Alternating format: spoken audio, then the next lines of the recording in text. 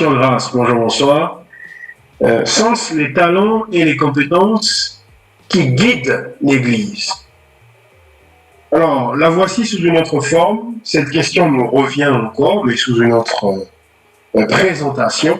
Mais ça me permet en tout cas d'aborder un aspect que je n'ai pas abordé lors de la précédente question, qui lui était semblable, enfin qui était présenté autrement. Autrement. Alors, il me vient ici le souvenir du souverain sacrificateur Élie.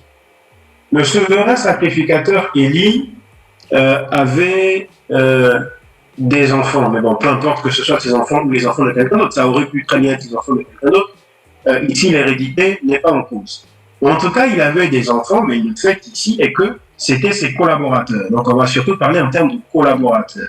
Il avait des collaborateurs qui étaient des collaborateurs abominables, qui n'avaient rien à faire de la loi de Dieu, qui n'avaient rien à faire de la parole de Dieu. Il n'avaient aucune crainte de Dieu, il n'avait aucune connaissance de la parole de Dieu, et en tout cas, le peu de connaissance qu'il pouvait avoir de la parole de Dieu, il méprisait cela totalement. D'accord? Il faisait plein d'abominations au temple, plein de choses qui étaient interdites au temple, il le faisait allègrement et sans aucun remords et sans aucune culpabilité quelconque, et au contraire, il le faisait avec joie, engouement et dévotion. D'accord? Toutes sortes d'abominations, il le faisait avec dévotion.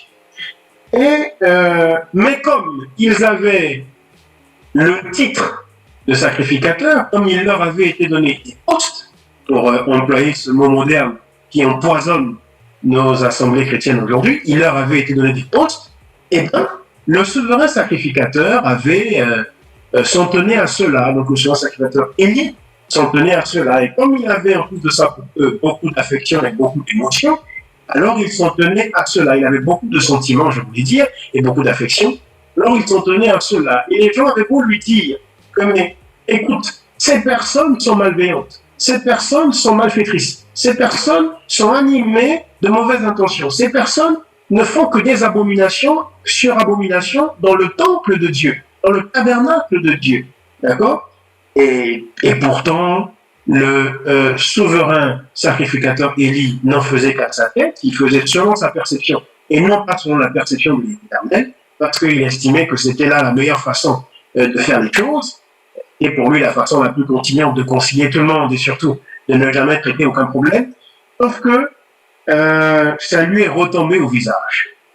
Voilà, ça a joué contre lui, non seulement parce que le peuple a fini par le haïr, parce que le peuple a vu que il ne tranchait pas les affaires, il ne réglait pas les affaires, le peuple était victime de la barbarie, victime de la malveillance, victime de la malfaisance de ces gens-là qui avaient des postes, voilà, ça s'est retourné contre lui, de ce que les gens ont fini par finalement se détourner de lui et le haïr, mais qui plus est, Dieu s'est détourné de lui également, alors que Dieu aimait le souverain sacrificateur Élie. Dit parce que lui, il n'avait pas de problème sur le plan personnel avec Dieu. Lui, il avait un très bon témoignage. Lui, il avait la crainte de Dieu. Lui, il avait la parole de Dieu. Et il respectait, il honorait, il obéissait à la parole de Dieu. Donc, du point de vue personnel, il n'y avait aucun problème entre lui et Dieu. Mais comme Dieu a vu qu'il l'a prévenu au travers du peuple qui est venu se plaindre X fois, et que lui n'en a fait qu'à sa tête, eh bien, Dieu lui a fait payer aussi ce que faisaient ses collaborateurs abominables. Vous voyez? Et comme pour dire que, encore une fois, les talents, ils avaient certainement des compétences, ils avaient certainement du talent. Ses collaborateurs d'Élie, qui, il se trouve que c'était aussi ses fils. Alors, ils avaient certainement des collaborateurs, certainement des compétences, autant pour moi, et certainement des talents, mais ils n'avaient pas la parole, pas la crainte de Dieu. Donc, encore une fois, pour employer ce mot, je dirais nauséabond, parce que ça empoisonne tellement nos églises, mais bon, pour être compris, parce que si je n'emploie pas ce terme, je ne serais pas compris à la limite. Donc, pour être compris, je vais l'employer, malgré le fait que je n'aime pas du tout, que je n'apprécie pas du tout ce mot, le mot poste. Donc, vous voyez, cette histoire de poste, c'est pas, ça ne se distribue pas comme des bonbons. Ça ne se passe pas comme ça. Et c'est la parole. Il faut regarder à la parole. Celui qui a la parole. celui qui craint la parole, celui qui s'est détourné de la malfaisance, s'est détourné de la malveillance, s'est détourné de toutes sortes de conspirations et de complots. Non, je suis chagriné de devoir le dire, mais sinon, ça n'est pas l'Église de Dieu. Ça n'est pas l'Église de Dieu. Dans l'Église de Dieu, c'est pas l'éloquence, c'est pas le diplôme, c'est pas la capacité à bien faire, à faire excellemment telle ou telle autre chose. Non. C'est pas le dynamisme physique ou l'hyperactivité qui nous fait embrasser tellement de choses dans l'Église, et ceci et cela, on va dire, tiens, il est pas dynamique celui-là, alors on lui donne peut-être. Non. C'est la parole. C'est la parole.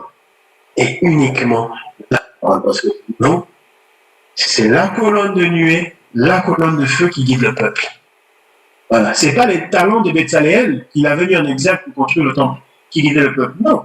C'est pas les talents de Oholiab qu'il avait mis en exergue pour construire le tabernacle, c'est la colonne de feu, c'est-à-dire aujourd'hui.